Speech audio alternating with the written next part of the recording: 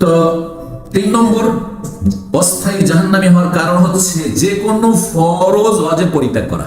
তার মধ্যে সবচেয়ে গুরুত্বপূর্ণ ফরজ হচ্ছে 5 ওয়াক্ত সালাত, ফজর, যোহর, আসর, মাগরিব, ইশা, 17 রাকাত।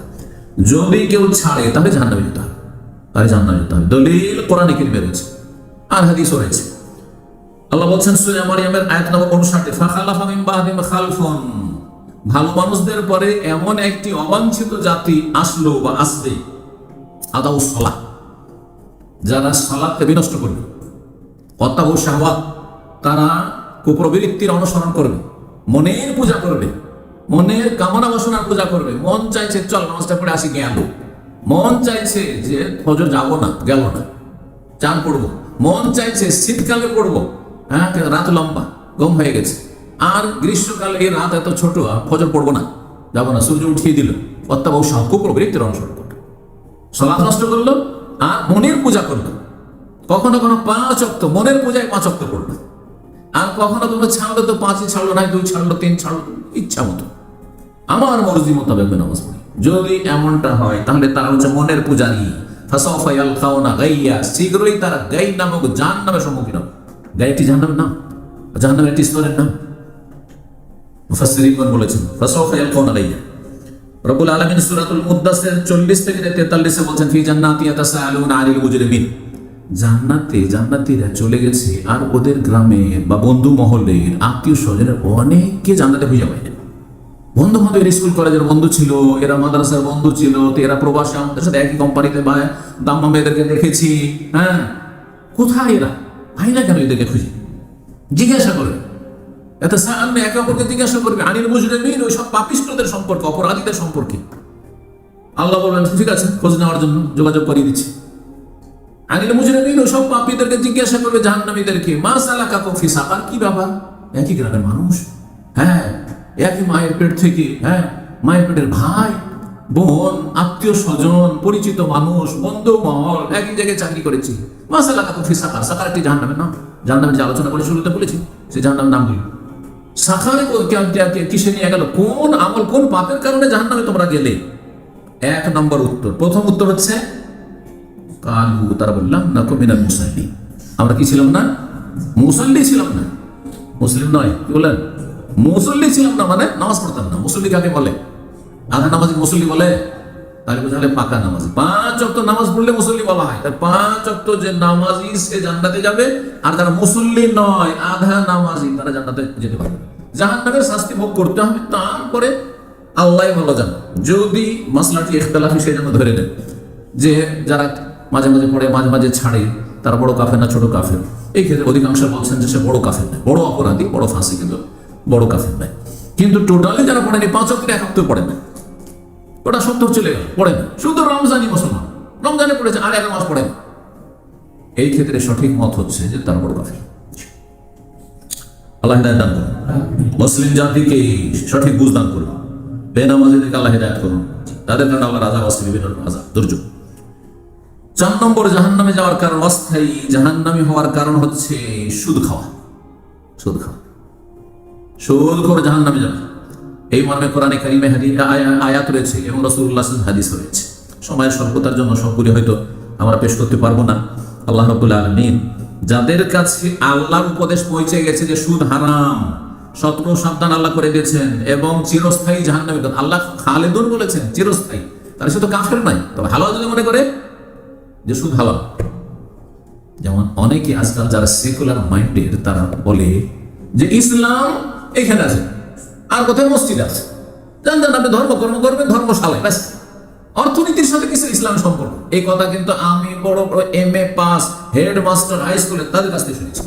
তাহলে কিভাবে মুসলিম ছেলেরা, মুসলিম মেয়েরা আজকাল সেকুলার হয়ে যাবে, মানে কাফের হয়ে যাবে? অত সহজ নয়। ভাববেন যে সেকুলার মানে মুসলিম, না না না, সেকুলার কাফের, সেকুলার এই কুফরি।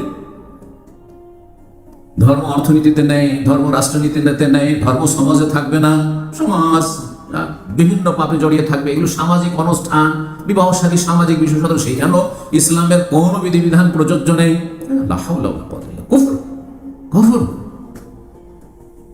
আল্লাহ রাব্বুল আলামিন চিরস্থায়ী জাহান্নামী করবে কেউ যদি হারামকে হালাল মনে করে। না, এটা না, কোন ব্যাপার না। আর যদি হারাম মনে করে সুদ খায় তাহলে সে পাপিষ্ট মুসলিম, 5 ওয়াক্ত নামাজি কিন্তু সুদ করবে। আর সুদ খায় কিন্তু সে তওবা করে না, আর বিনা তওবা আল্লাহর সামনে হাজির হলো আর সেটা হালাল মনে করে, তাহলে সে জাহান্নামে যাবে, দীর্ঘকাল থাকবে জাহান্নামে। আল্লাহ কঠিন শাস্তির কথা বলেছেন। মহান আল্লাহ ইরশাদ করেছেন সূরা বাকারা 275, আল্লাযীনা ইয়াকুলুনা রিবা লা ইয়াকুমুনা ইল্লা কামা ইয়াকুমুল লাযী তাখাব্বাতুহু আশ-শাইতানু মিনাল মাস যালিকা বিআন্নাহুম ক্বালু ইন্নামাল বাইউ মিসলু রিবা ওয়া আহাল্লাল্লাহুল বাই'a ওয়া হারামার রিবা। আল্লাহ যারা সুদ ভক্ষণ করেছে, সুদী কারবার করেছে, খেয়েছে বা খাওয়িয়েছে, আদান প্রদান করেছে, লা ইয়াকুমুনা ইল্লা কামা ইয়াকুমুল লাযী তাখাব্বাতুহু আশ-শাইতানু মিনাল মাস, হাসরের মাঠে তারা আছাড় খেয়ে মির্গি রোগীর মতো পড়বে আর উঠবে, পড়বে আর উঠবে। মির্গি রোগী কি দেখেছেন? জি, আল্লাহ বলছেন শয়তান যেসব মানুষকে স্পর্শ করার কারণে সে আছাড় খাচ্ছাড় করছে, উল্টিছে পাল্টিছে, এইরকম অবস্থা থাকবে, দুর্দশা থাকবে, আর সবাই দেখে জানবে যে এরা সুদ করছে। এই এক আযাব হাসর মাঠে। কেন এই আযাব? যেহেতু তারা বলেছে ইন্নামাল বাইউ মিসলু রিবা, ব্যবসা আর সুদ সমান সমান। আজকাল অনেক সুদখোর বলে আমার টাকাটা কি বাঁধা নেই, আমি যে বছর ধরে ধার দিয়ে রাখবো, এই করবো সেই করবো, এতদিন ধরে দিলাম, সে কত লাভবান হলো টাকাটা থেকে, এতদিন তার কাছে পড়ে থাকলো, আমার টাকাটা কি বাঁধা? হ্যাঁ, আর বিয়ের সাথে গেলে তো বাচ্চা হবে, আমার টাকার বাচ্চা হবে না, ও বাচ্চা সুদ খাবে। বুঝতে পেরেছেন? ইন্নামাল বাইউ মিসলু রিবা, এরাই বলে যে ব্যবসা আর সুদ একই জিনিস, সুদ আর ব্যবসায় পার্থক্য নেই তাদের কাছে। যেমন ব্যবসা করছে বা রোজগার অন্য রোজগার করছে তেমনি সুদ খাচ্ছে। অথচ আহাল্লাল্লাহুল বাই'a ওয়া হারাম, আল্লাহ ব্যবসাকে হালাল করেছেন আর সুদকে হারাম করেছেন। আল্লাহ বলছেন ফামান জাহু মাওয়াইযাতু মির রাব্বিহি, যার কাছে রবের পক্ষ থেকে উপদেশ চলে এসেছে সুদ হারাম, ফান্তাহা ছেড়ে দিল, ফালাহু মা সালাফ, যা অতীতে করেছে আল্লাহ মাফ করবে, ওয়া আমরুহু ইলাল্লাহ, আল্লাহ তার ফয়সালা করবে, তওবা করলে মাফ আর না করলে মাফ না। ওমান আদা, কিন্তু হারাম জানার পরে সুদ হারাম, সুদী কারবার হারাম, তারপরেও যদি ফিরে আসে আবার সুদী কারবারে, তাহলে ফাউলাইকা আসহাবুন নারি হুম ফিহা খালিদুন, তারা জাহান্নামী এবং তারা সেখানে চিরস্থায়ী হবে বা দীর্ঘস্থায়ী হবে। যদি হালাল মনে করে তাহলে চিরস্থায়ী হবে, আর যদি হালাল না মনে করে সুদ এত বড় ধ্বংসাত্মক পাপ যে দীর্ঘস্থায়ী হবে। খুলুদ, দীর্ঘস্থায়ী হওয়াকে চিরকাল বলা হয়। এটা হচ্ছে বাঘভঙ্গিমা, আছে না নাই? আপনি সৌদি আরবে 30-35 বছর থাকেন, এলাকাবাসী বন্ধু বান্ধব সব বলবে সারা জীবনটা থেকেই গেলে তুমি সৌদি আরব, বলে না কেন? অথচ সারা জীবন থাকেন না, তার আগে 25-30 বছর দেশেও থেকে এসছে, কিন্তু চিরকাল মানে দীর্ঘকাল। রব্বুল আলামিন আরো ইরশাদ করছেন সূরা বাকারার আয়াত 278 এবং 279-তে, ইয়া আইয়ুহাল্লাযীনা আমানুত্তাকুল্লাহা ওয়া যারু মা বাকিয়া মিনার রিবা ইন কুনতুম মুমিনিন ফাইন লাম তাফআলু ফাআযানু বিহারবিন মিনাল্লাহি ওয়া রাসূলিহি ওয়া ইন তুবতুম ফালাকুম রুউসু আমওয়ালিকুম লা তাযলিমুনা ওয়া লা তুযলামুন। হে ঈমানদারগণ, তোমরা আল্লাহকে ভয় করো এবং যে সুদী কারবার করছিলে ছেড়ে দাও।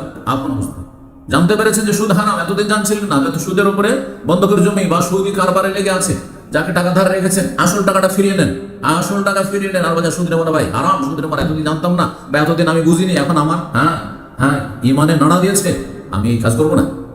অতিরিক্ত এই না যে চুক্তি যখন হয়ে গেছে এটা নিয়ে পরে তওবা করবো, এটি চলবে না।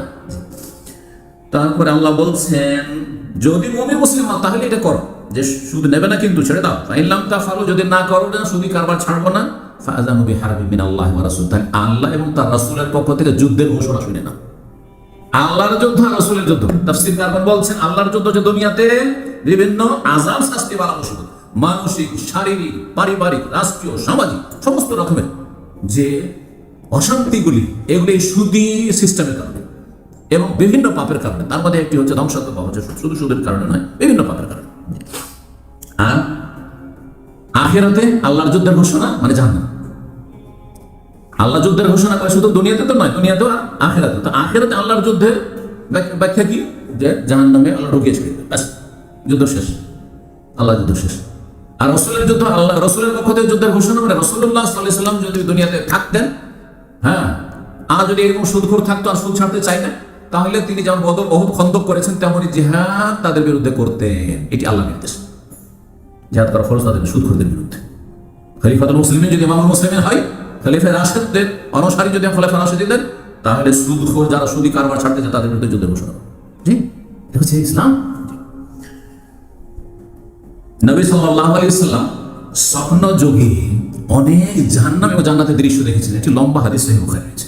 পুরো হাদিস শোনালে তো ওই একটি হাদিস 1-1.5 ঘন্টায় শেষ করা হয়তো মুশকিল হয়ে যাবে।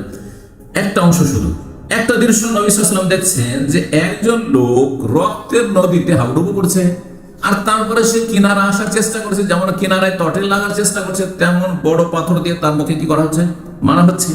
হ্যাঁ, ওয়াল্লাযী রাআইতাহু ফিন নাহরে, যাকে দেখলে সেই রক্তের নদীতে আকিলুর রিবা, সে সুদখোর, সে সুদখোর। কেন রক্তের নদীতে কেন দেখা হয়? কারণ যারা সুদ খায় তারা গরিবের রক্ত চুষে। সুদের সিস্টেম হচ্ছে গরিবদের রক্ত চুষে নাও। সুদের লোন নিয়ে কোন মানুষ বড় লোক হয়েছে? কখনো হবে না। এই যারা কোটি কোটি টাকা লোন নিচ্ছে ব্যাংকে, মনে করছেন যে বড় লোক হচ্ছে, দেখেন কোন সময় দেউলিয়া হয়ে গেল, আর ব্যাংক এত টাকা পাবে দিতে পারছে না, বা তাদের গায়ের জোরে বা তাদের রাষ্ট্রীয় ক্ষমতার জোরে বা রাজনীতির জোরে হয়তো সেগুলোকে হিসাব নিকাশ দুনিয়াতে হচ্ছে না। দুর্নীতিতে ডুবে আছে তারা। কোনদিন সুদের উপরে ভিত্তি করে যে অর্থনীতি দাঁড়াবে, সেই অর্থনীতিতে কোনো বরকত থাকবে না। আল্লাহ বলে দিয়েছে ইয়ামহাকুল্লাহুর রিবা, সুদকে আল্লাহ নিশ্চিহ্ন করে দেন। বুঝেন? এর চেয়ে বড় স্পষ্ট কথা কি লাগবে? ওয়াইরবি সাদাকাত, আর আপনি হালাল রুজি করুন, দান সাদকা করুন, ইউরবি, আল্লাহ বর্ধিত করেন, বাড়ান। সহিহ বুখারী 1297 নম্বর হাদিস। তাহলে সুদখোর জাহান্নামী, আমরা কোরআন হাদিস দুই রকমের দলিল পেলাম।